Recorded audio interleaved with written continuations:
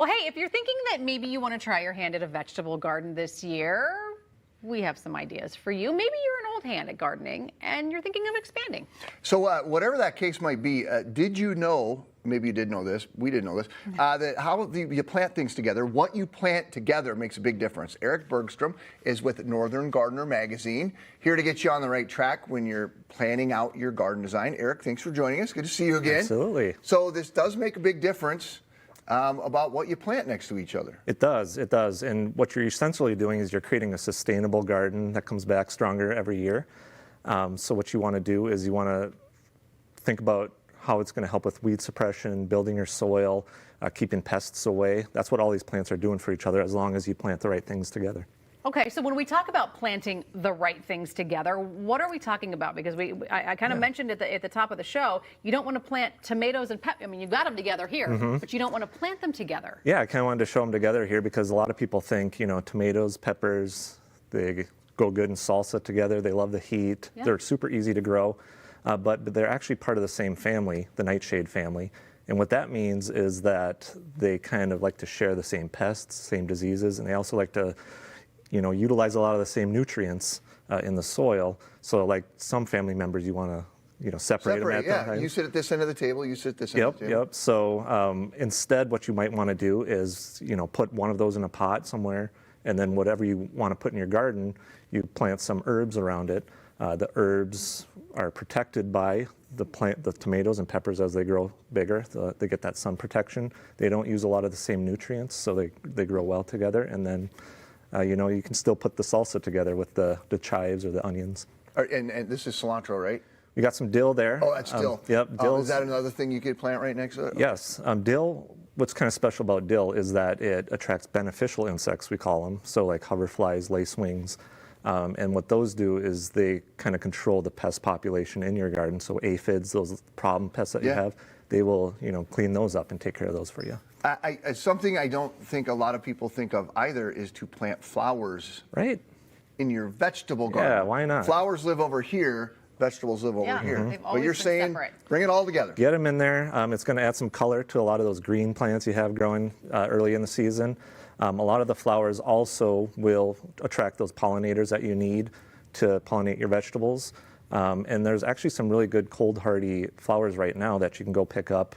Sweet alyssum here in the front, these little white and purple flowers. Those get massive throughout the season, and you can plant them along the border. Snapdragons are another good pollinator plant that can survive like 40s, 50s. Do you have to worry? Are there any flowers that you don't want to plant next to your food that you're going to be consuming? Is there anything that would be maybe dangerous? No, nothing too dangerous. Flowers are pretty safe. Things that you don't want to plant together are things that are very nutrient heavy, so they eat a lot of food. So different root vegetables you want to kind of keep apart, like carrots and beets. Okay. And then sunflowers is actually an interesting one. A lot of people like to put the sunflowers at the back of the garden, but those can release a certain chemical that might affect, those tender like beans and greens that you plant nearby. Oh, okay. So you want to kind of keep those separated as well. Makes sense. I guess I'm thinking of my garden. So we used to have a big garden in the backyard, and it was separated by 4, boxed in areas. It was kind of my husband's jam, so I never really gave too much thought to it. But if you are separating like that, are there things that you want to put together? Like you said, the sunflowers in the back and how that. So where would you plant them? You'd plant them in the front?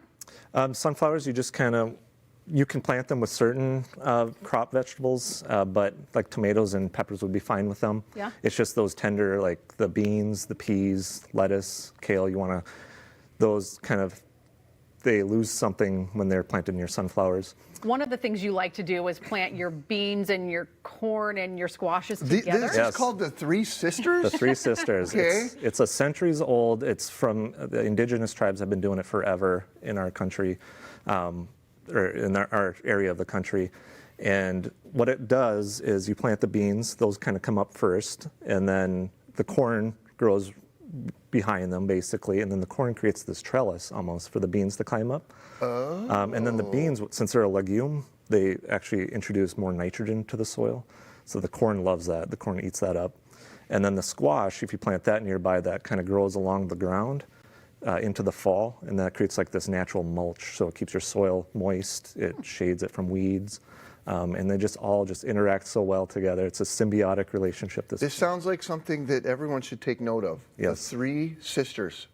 Beans, corn, Beans, squash. corn, squash. Okay. Yep. What do you think people should be planting now? Like, what are you most excited to get into the ground now or in the next couple of weeks? Yeah, a lot of people they're seeing the snow outside, they're getting scared, but you can actually start to think about putting in some greens like kale, lettuce. Those, can survive those colder temperatures. You might want to put some frost protection over it at night.